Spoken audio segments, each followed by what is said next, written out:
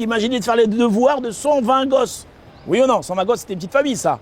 Mais si c'était des braques, c'était 250, 260, c'était des familles énormes.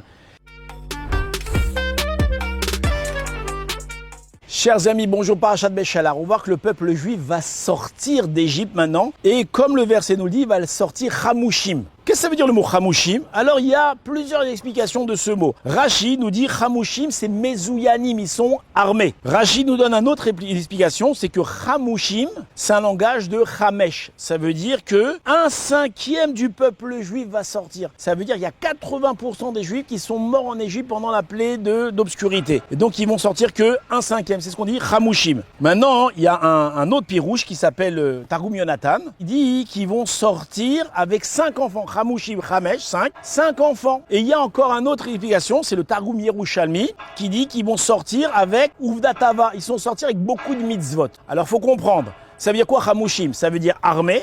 Ça veut dire 1/5. Ça veut dire avec 5 enfants. Ou est-ce que ça veut dire avec beaucoup de mitzvot? Et est-ce qu'on peut faire le lien entre tous? Alors, nous, on n'a aucun problème de comprendre que c'est 5 explications différentes, mais on aime bien faire le lien entre tous. Alors, comment on explique? Alors d'abord, on voit comprendre comment ils sont sortis avec 5 enfants. 5 enfants, c'est pas logique. Pourquoi c'est pas logique? Parce qu'on voit que les femmes là-bas, elles accouchaient 6 par 6. Donc, combien chaque famille devait avoir? Ou 6 enfants, ou 12, 18, 24, 30, d'accord? Par multiple de 6. D'où il sort le mot 5? Alors regardez comment on explique. Il dit en réalité, qu'est-ce qui s'est passé? Qui c'est qui est mort? C'est que les adultes qui sont morts, les enfants ne sont pas morts. Donc imaginez-vous qu'il y a 4 familles sur 5 qui meurent. Maintenant, les enfants, qui c'est qui va s'occuper de ces orphelins? Qui c'est? C'est les vivants. Donc chaque famille vivante devait s'occuper de ses enfants, plus encore les enfants de 4 autres familles.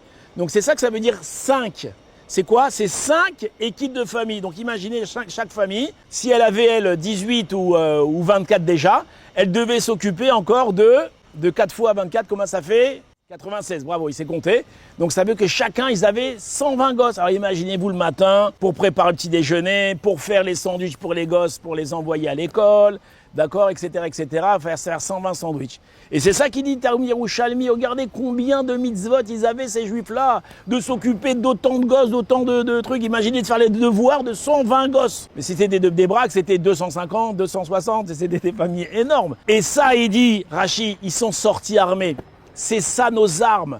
D'accord? C'est quoi nos armes? C'est lorsqu'on s'occupe de nos enfants. Lorsqu'on transmet la Torah à nos enfants, c'est ça nos armes. Si nos enfants sont des Bnei Torah, c'est des enfants qui saisissent la Torah, qui ont plein de Torah, qu'on sait occuper d'eux, alors eux, ils pourront perdurer à travers les générations. Et c'est ça l'arme du peuple juif. Et c'est dans ça qu'on doit investir dans nos enfants. On doit les protéger des écrans qui les détruisent.